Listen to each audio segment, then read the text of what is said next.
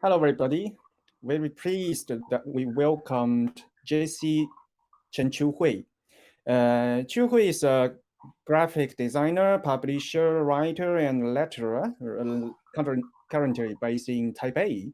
And she's now teaching in a full-time lecturer at the Birmingham Institute of Creative Art.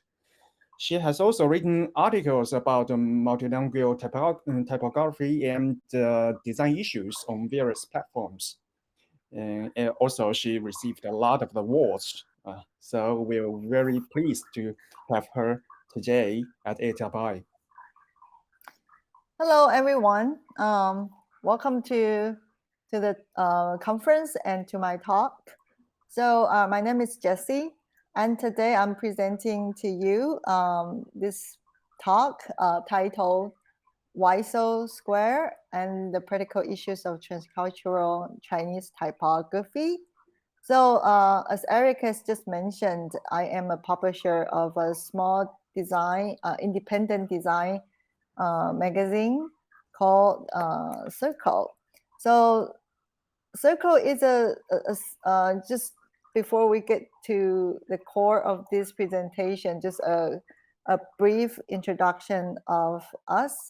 So Circle is a small publication and focusing on graphic design issues, but it's not about presenting the beautiful design, but it concerns more about the critical thinking. And every issue we focus on just one topic or just one feature story. For example, branding, or we talk about cross-media issues or environmental graphics, packaging design. So it's a small publication, but my original idea was to create this platform where we can talk and discuss and think about design instead of just looking at it. And so that's the motivation behind this publication. And so, but also I'm a graphic designer and now teaching full time. So we have turned this periodical from bi-monthly to kind of a no set timetable sort of thing. So it's an open date publication right now. So we also after we changed the periodical to more book oriented publication, we also changed the format. So in 2018, late 2018, for issue 13, we have launched this issue. So this issue was a special edition. So the entire book is dedicated to type design and typography only. And it was centered around Emil Ruder's publication, this book called Typography. And because at the time, this book was it was the 50th anniversary of its publication. So also when I was teaching, this one student took this topic and convert his ideas and his ideologies or his typographic theories into Chinese language. So I thought it was quite interesting because that was kind of the motivation of my publication, to find the bridge between the West and the East language systems. So also because we are highly influenced by international style, Swiss typography. So I was also thinking to expand this idea from just a school project to more in-depth exploration of from type design's perspective, but also typographics. So first, we looked into, of course, how these two languages can blend in together.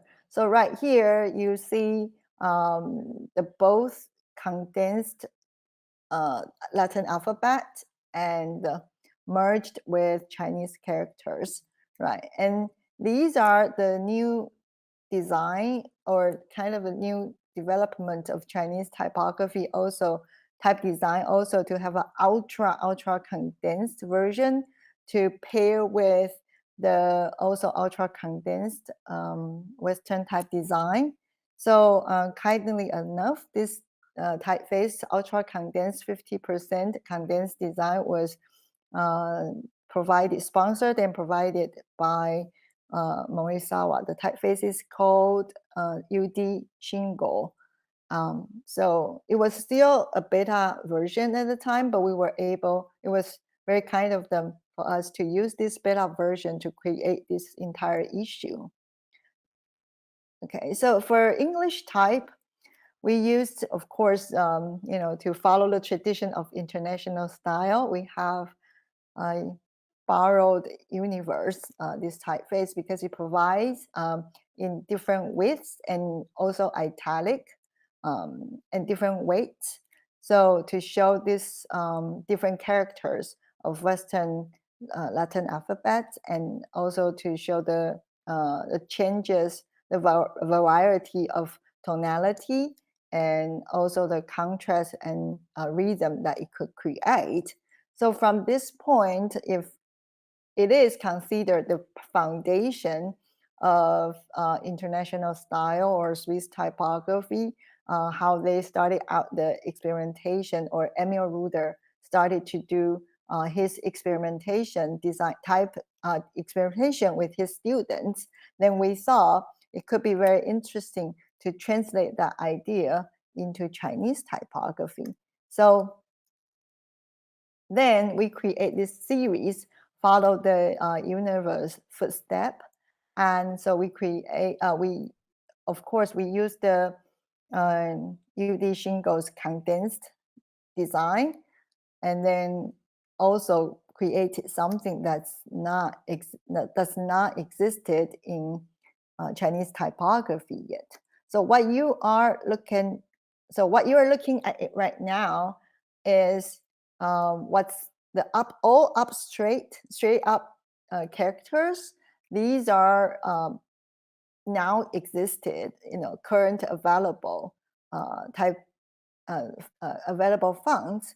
And the gray areas, these are the non-existent. So we can see right now the italic, condensed italic, or extended. These are not yet part of the one set font family yet. Okay, so so we were starting to think, if these characters or these fonts were missing, will we still be able to create the same texture, the same dynamic, and the same contrast using these simple characters? Or is it possible for us to extend it from the current available existing fonts and then stretch it to find the new territory, the new possible potential of the type development for these non-existing fonts? Okay. So as we know, so the title "Why So Square," it was a pun, and then also I was wondering if everything within the Chinese typography has to stay in the box, like what you're seeing right now. Everything is very, very square, and then so if we now are able to have this modern, using the advanced modern technology, we will be able to change this situation to break the box. So without this limitation, so started out, we first looked into the condensed fonts. So this the condensed design. So if we compare the Roman, what we are very familiar with the Roman typeface, and that's to the left, and then to the right is a condensed. Obviously, it's skinnier than the Roman version. So by looking at the proportion, how it's constructed, so we see the condensed, okay, so it's skinnier, so that's reduction. So we take some space out and then we squeeze it. So that's a condensed version, and it's available. We are very familiar with. So if this is a current, if you look into a lot of companies, type design companies right now are able to design and to produce, and so this is for commercial purpose, commercially available right now. You have the ultra condensed from 50% to 100%. This is UD shingle designed by Morisawa, and from lightweight to very, very heavy, bold face. So when we look at it, you see the reason why we picked this character was because you see a lot of vertical strokes, and within very limited 50% of this type block, you have to squeeze in so many vertical strokes. So it is actually quite challenging to design condensed face, but it has been achieved by Morisawa. And also different companies, such as Hanyi from China, from mainland China, they also have produced the condensed faces, but in different proportions. So we see how this is reduced from 70% to 93%. So looking at this, we know that this is by reduction, taken from 100% and reduced to 93 to 75. So by deduction, we receive this condensed face. So condensed typeface is good for horizontal setting. So for example, in mainland China, right now the text is mainly set in horizontal, in the horizontal round. And so this is definitely very applicable and very useful for the horizontal setting. However, because it's narrower in width, so for example, in Hong Kong, in Taiwan, some regions are unable, like if you set the type in vertical, this condensed version will not work. Okay, so that's the limitation of this condensed face in the vertical type setting. So we now see these unique condensed characters adopted from Western typography could work in some situation, but also it's a limit in a different orientation. And then we also look into this extended face. All right, so theoretically, if we compare Roman and extended, it's not too hard for people to perceive because it's called extended. So obviously, you will have the height stay at 100%, the same as Roman, okay? But the width would be expanded to a wider proportion from, it could range from smaller to bigger numbers. But this what you're looking at, I'm demonstrating right now, it's just by 10%. So, but this extended version, okay, it doesn't exist in the current type market, okay? Because if you notice, it's already stretching the box. The box is no longer a square one. Okay, so this is not happening yet. So so what we have right now is called the version that is available in the market right now is actually compressed. So if you look at the proportion compared to the Roman or compared to expanded, you see how the height is reduced. So again, this is deduction. This is not an increase by the width. So we still staying in the box. And so many different many type design companies also have published the compressed version. So if we look at also Hanyi's Chiuhui, it's a sans serif type, equivalent of sans serif type. So you look at it, you see the height to your right is compressed. So again, it's not an extended version. So for this design, on the contrary of the condensed version, it works in a vertical setting because the width stays the same. So a lot of newspapers will still use this compressed version because it's more economic in space. So it runs more text. The text count could be larger within the very limited space. That's why it's still in the market. It's still available and for certain for specific purpose. And however, with the same concept, the same logic, this compressed version will not work in horizontal setting. So that's the limitation of this extended. And then there's a tricky one, oblique. So we are not discussing italic today because we're using block type. So because it's more similar to the slanted version. So what you're looking, we're only discussing oblique today.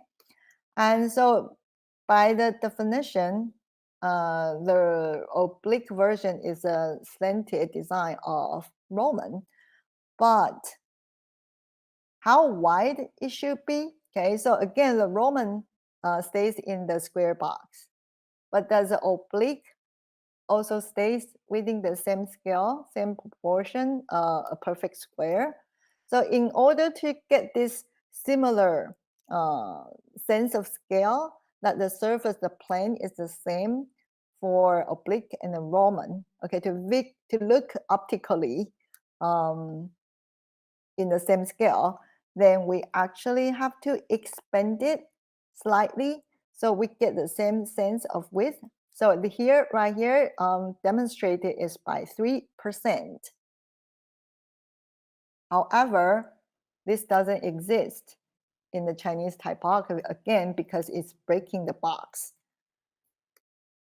So what we have right now, there's some companies who have designed oblique. So it's actually condensed oblique.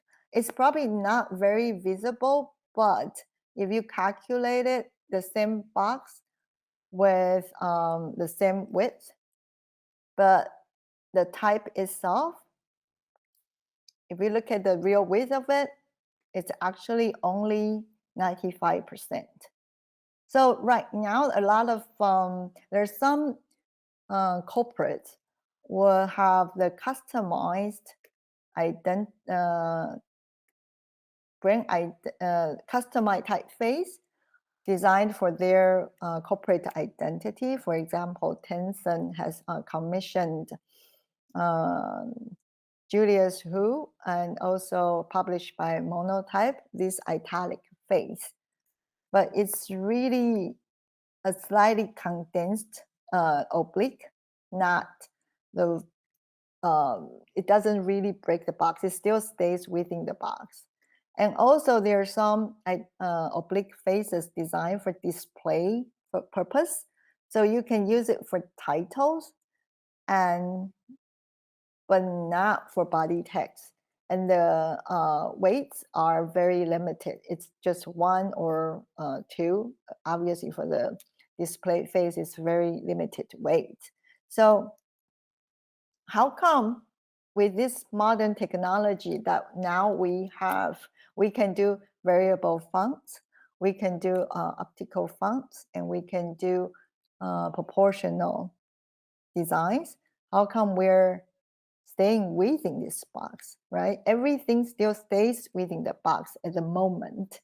So whether it's Roman, oblique, condensed, or compressed, they are still by deduction. So there's no increase of width or height at the moment. So we are asking when we discover this, when we understood that, realized that there wasn't any available type designs that are going outside of this box, we ask ourselves these questions. Is it possible? Is it doable or worth it to break the box? So how come no one is doing it if, like same as a condensed version, this change of width and different weight can create interesting tonality, these interesting contrast and movements? Why can't we have the similar characters as Western typography to have this variety of different faces, and how difficult it is? So we had during the preparation of this issue, we had interviewed two companies, but at the same time, the two type design companies, but we also had customized these non-existing faces. So focusing on the italic and the extended and see how difficult it would be to create them. So from the Roman, we create because the condensers already existed, so we worked on the extended and the development extended and also the italic. So first introduced here is the extended version. So from original, step one, from original, you want to create the easiest way to create extended version is to stretch it by stretching it. But when you just do this simple stretching, the problem is that the weight of stroke would be changed, it will increase. And also the counterpart, the counter space, the core, the torso of the typeface of this font will also increase, will get wider. So we get this kind of a bigger counter space, and so it becomes bolder and brighter and less contrast between the separate parts of these characters. So in order to change that, our modification is to reduce the stroke weight and to make the counterpart, the counter space, more modest. So now you get this pairing of comparison of the Roman and its companion extended design. So when we were working on this, we realized that the design to create this extended version is actually not too difficult, relatively easy. So now if with the extended, you can get this movement, and plus the weight change, we get the texture, interesting texture, and the movement, to get this elastic design. And so that's our study of extended version of extended design. And then we also worked on the slanted oblique design. So again, taking an existing original character, the easiest way to do it is to just use the computer software to slant it. However, by doing so, you will increase the weight of certain strokes and also reduce the certain part of these characters. So we see the all of the left-right angles.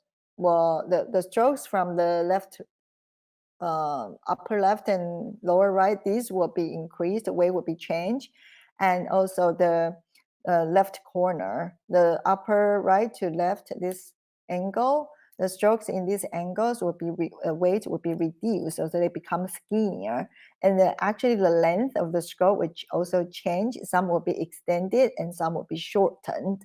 So we picked this character to show you because there are so many curves in this character. So it was actually quite a labor to change, to modify this character from kind of a distortion to the regular, more balanced ways in its parts.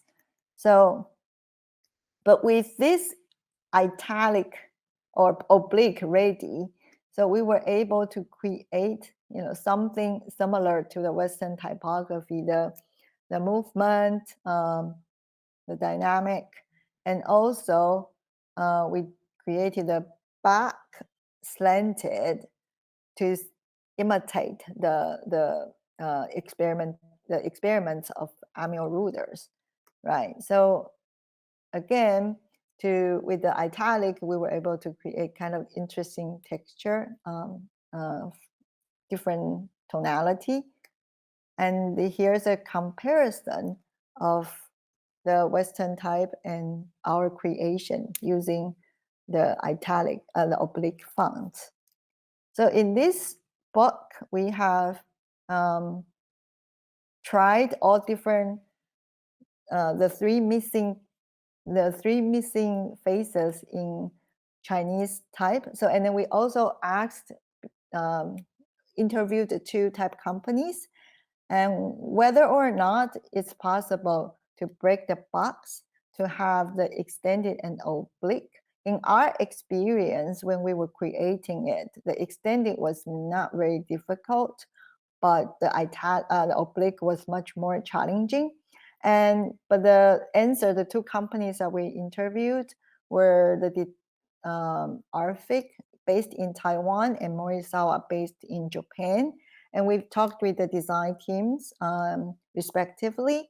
And the answers that we have received from both companies are that technically there's no problem to break the box. Okay, so there's really, because of proportional type design is available. So, just based on the experience of Western typography, there's no reason why we can't break this square box.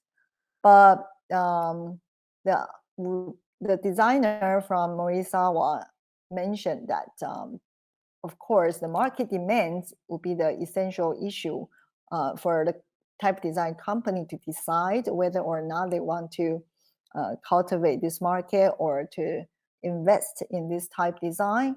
And because the extended version is less demand, so even if it's easier to produce, easier to design and produce, there's no plans of doing so at the moment. But the more difficult one, such as condensed, has been achieved. And the oblique, the italic, the oblique version is also, with a great potential, because a lot of designs will demand it. And so actually the type companies are considering making the oblique face, and we have seen the customized and the displays faces available in the market already. So, which is very interesting, because I thought that after producing the oblique face, it was impossible for me we only created 40 something characters, but it was way too challenging. And then, so I thought it would be less achievable, but that's actually where the potential is. So, I mean, that was just the basic type issues that we have discussed in this issue. But of course, we also try the tonality or different theories in Western typography. And so from a practical point of view, whether or not to break the box is really interesting to me, because that's what I've been trying to do for my publication and also for my design work. So we understand that in Chinese typography, the symbols, this square-ish, this squareness has become some kind of problems or issues for designers, because it creates a lot of unevenness of shades of gray, of tonality. So, these days we're able to use optical kerning to justify to justify it. And also personally, I have created kind of some symbols, characters, to find a balance between the Western type design, which you see to the right, the punctuation slash with the smaller angle, and the Chinese slash, that's a 45-degree angle. So for my own design, I usually customize one, because when there's a juxtaposition, coexistence of Western and Chinese typography, I think that either one of them is very suitable. One is too narrow, too quiet, and the other is way too loud, too bright. So that's my take on whether or not to stick with the box. So most if you're familiar with the Chinese square boxes, the square characters, so you should know probably these symbols, a square space or one block space will be brighter than the characters around it. And so for both traditional Chinese and for traditional simplified Chinese, you will always see these gaps, white space flowing in between the text blocks. So my take of optical kerning is also to reduce the white space for the punctuations. So it would be to get a more even tonality, gray shades of gray for the type blocks. And of course, there's also other issues. For example, like should we take the symbol to hint the punctuations? And when it comes to Chinese characters, sometimes hint is not always the best, because it doesn't not all of the characters are staying at the baseline. So this in practice, if we are borrowing the kind of theories from the Western typography, sometimes we still have to adapt to the different characters, the language systems. Even both even in Chinese language, there are two different writing systems, and so we have, as a designer, we have to constantly think about these ideas, this theory or visual optical rules should apply, or how much we can take from the Western, and how much we should adapt or modify it to make it more workable or more visually pleasing in our own language. So that's my presentation for you today. Thank you for listening. And again, all of the Chinese block type, the sans serif type, were provided by Morisawa. And if you have any questions regarding the breaking box, the square box issues, or from type design or typography, I believe we still have like 15 minutes in this session. Thank you so much. It was really interesting. There are lots of things hasn't done by Chinese foundries.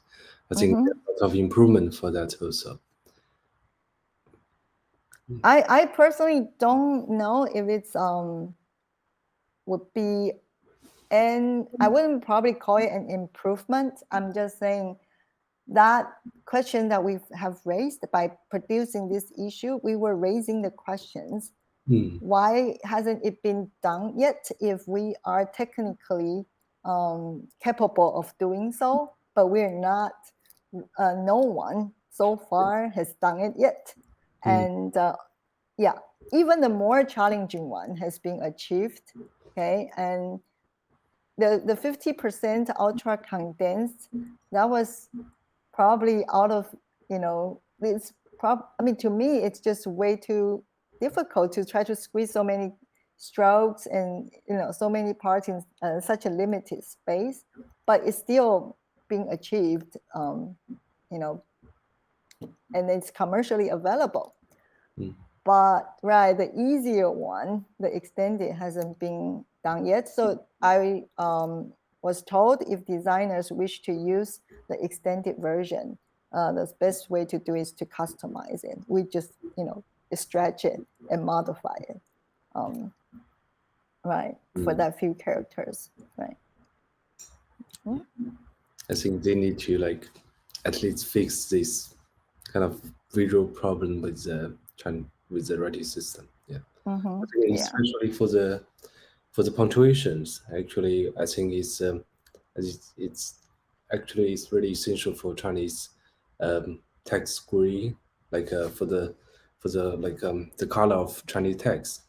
So there's one, I think it's 3 years ago, Jose from Type Together asked me why each Chinese punctuation occupied like the whole square. So why Yeah. not like half? If the punctuation occupied half of the square, the whole text looks much better. And I think Right. Eric also know a lot about this because Eric, you wrote an article about Chinese punctuation. Right. The proportional space, I think it's a kind of norm in Western typography. But I think Chinese typography only started to do it like a few years ago. Now it's still quite recent. And well, when I first published my magazine, there was very few people using optical kerning, optical punctuation space. But right now, even the Type Foundry are producing products with proportional spacing. So I think there's definitely room for the exploration and also for designer to see to kind of look into the potentials of different typographic expressions for Chinese design. But I think it's quite complicated for our language. Also, again, it's because of two systems, and the placement of the punctuations actually are different, right? For traditional Chinese, is right in the middle, but for simplified Chinese, it's the lower left, leaving out even bigger space, bigger whiteness, the blank, than traditional Chinese. And when mixed with Western alphabets, right, the combination together, it's all two different issues. What to pair with Chinese characters? For example, do we use big counter space? Do we allow more counter space, more whiteness for simplified Chinese? Because the characters are definitely less complicated, whereas traditional Chinese with stroke, the tonality is darker. So if you use the counterpart of Latin alphabets is big counter space, then it would definitely create the unevenness, the brightness, and the darkness, right? So I think it's a very complex issue, if you consider the space of the punctuations, but also the density of characters altogether. So if we have more time, definitely we can create another room to discuss more about this in design, in practice, how we can kind of manipulate or have a different ideas of the use of white space. Yes. Thank you, Jessie. Thank you. And personally, I have two comments. For the first one of the making of the extended and condensed, because as you mentioned in the session, all the foundries, the type companies have to make money. So Right. the first requirement is whether the market needs the type of condensed or compressed. And there is a lot of graphic designer do not know what is exactly the scenario of good usage of the condensed one or extended one. So maybe it is good to, for example, for the packaging for a drink, for a drink, if you see, there are a lot of instructions at the back side of a level, and it's easy to use condensed one to save more spaces, something like that. We have to show more use cases to the graphic designers and ask the foundries to make it, because as you mentioned, it's not so difficult to make. Right. Yeah, exactly. Yeah. So that's my first comment. And for the second comment, for the punctuation things, yeah, it is quite difficult, complex issue, because there are still regional preferences. Because in Chinese mainland, we're already doing the adjustment of the punctuation spacing. I think that at the very first beginning, it is the house style of the publishing presses. But basically, in mainland Chinese, we do adjustment of the punctuations since 1930s, I think.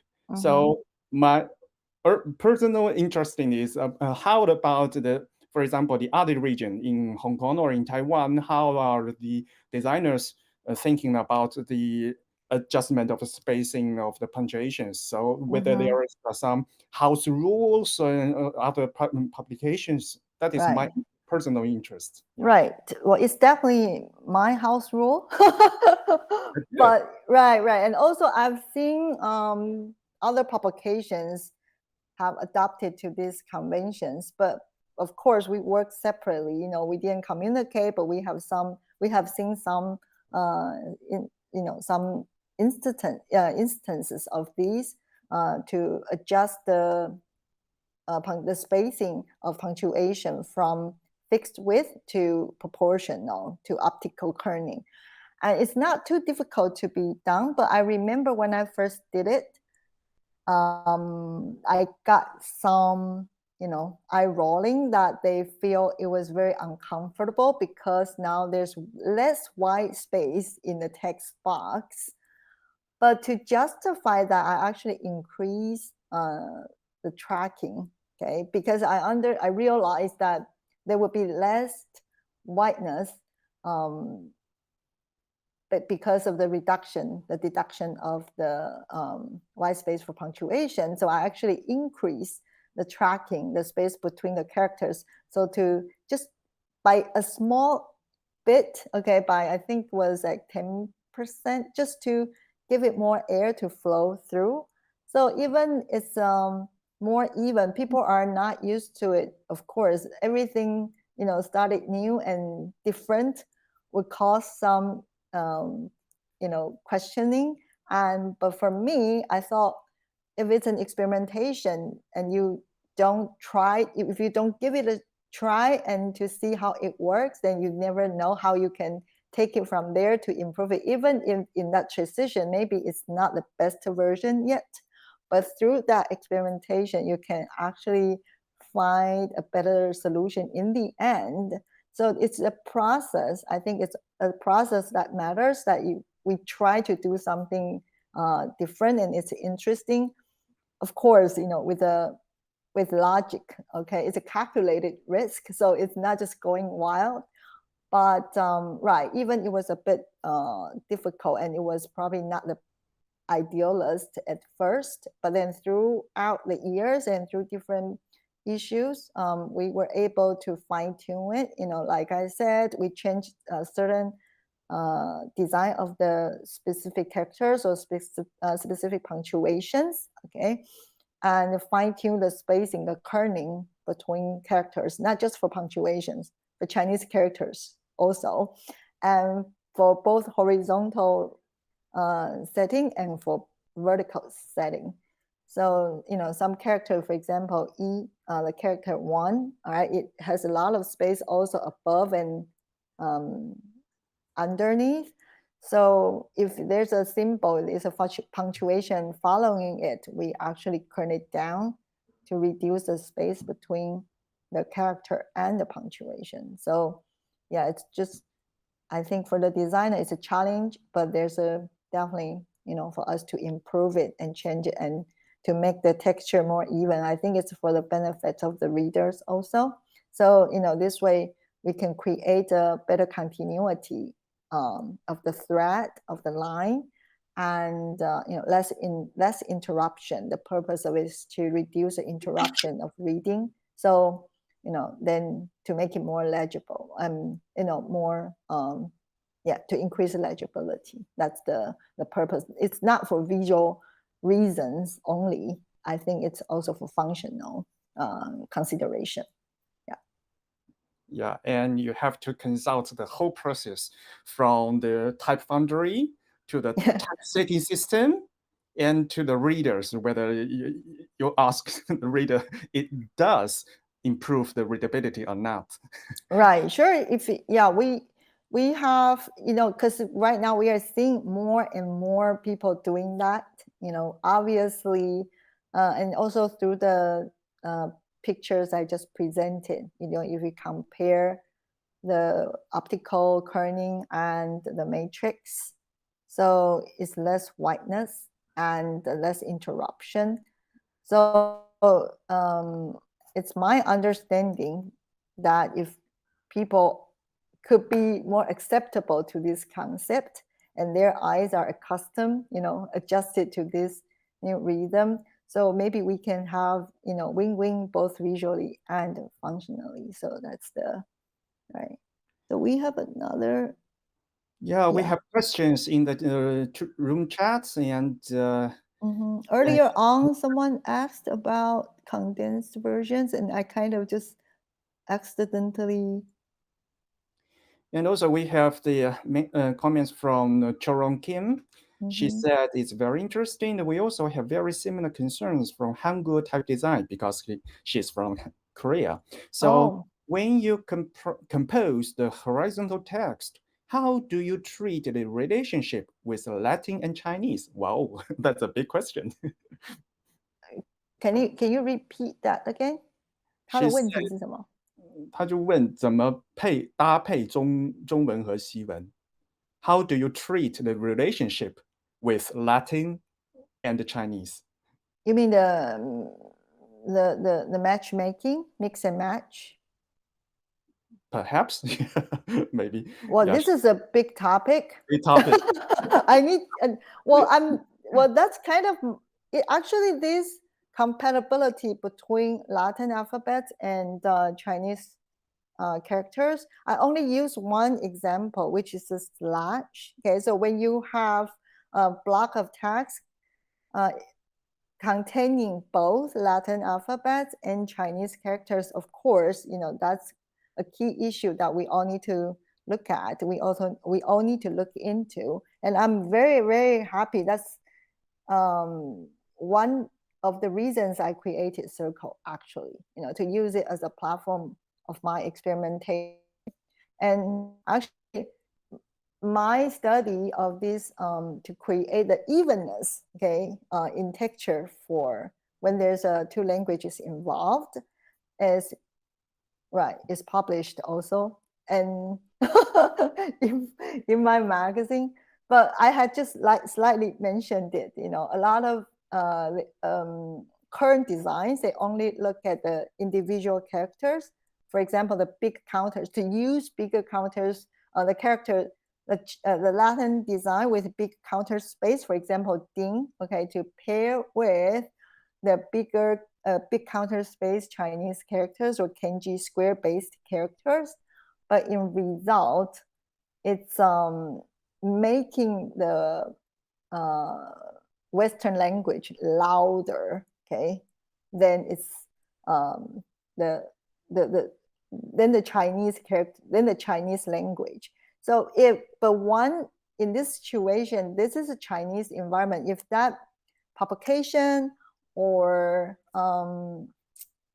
that piece of text, let's say that environment, is centered around your square-based language, and the Latin alphabet, the companion, are just there to support it.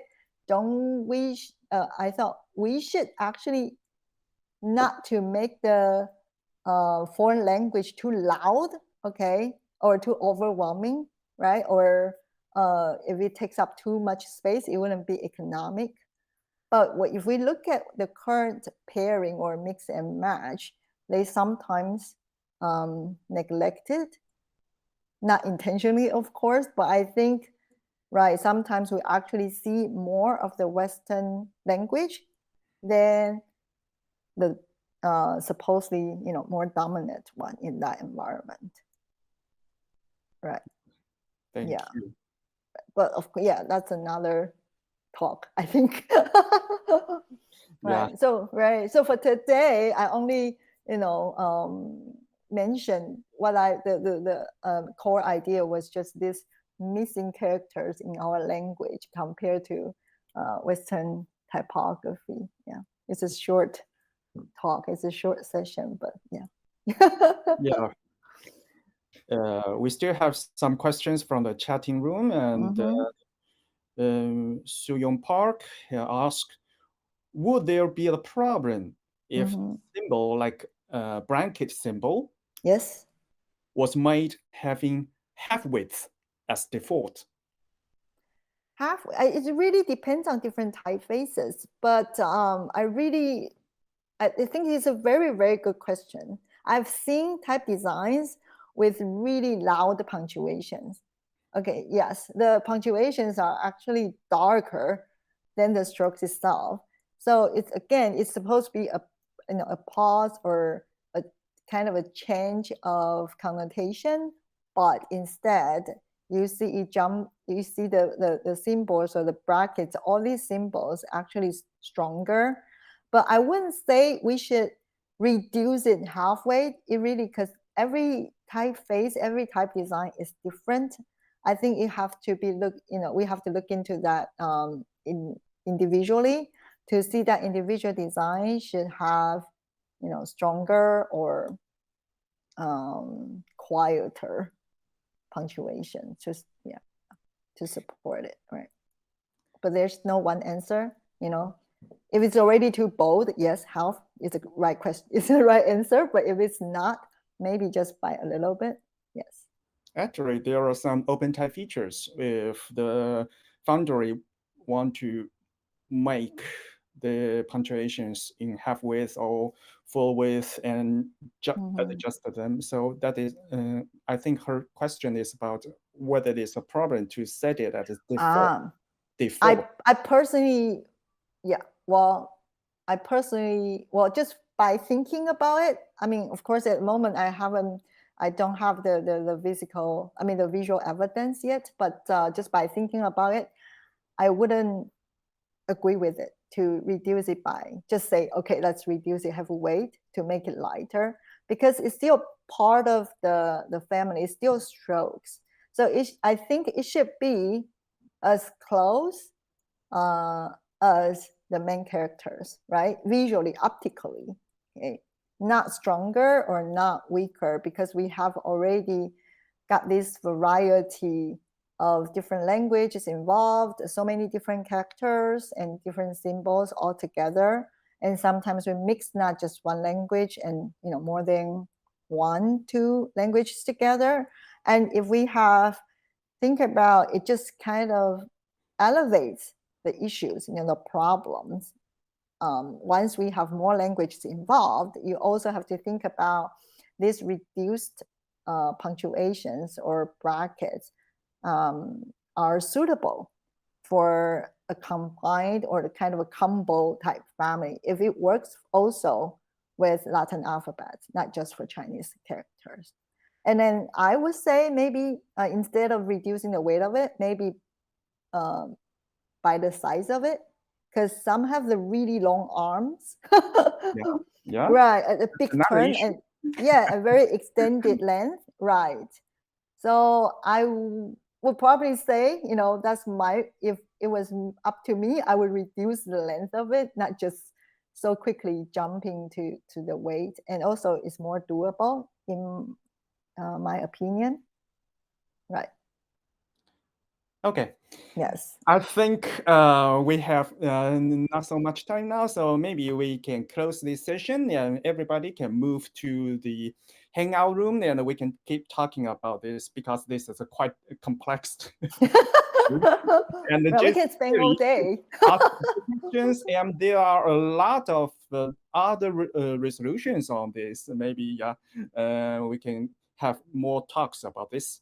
Yeah, thank you very much, Jessie, and thank you for all our participants here, and welcome to the hangout room. And our ATypI sessions is continued. So see you later.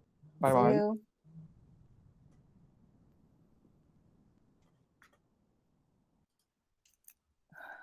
Should I stop the recording? Or... No, you okay. just press the page. So I should not touch it. Okay, I just don't touch it. 没关系，他们那个工作人员会帮忙弄，对，就先关掉就可以了。你可以先把镜头和话筒先关掉。OK，好。好，辛苦啦。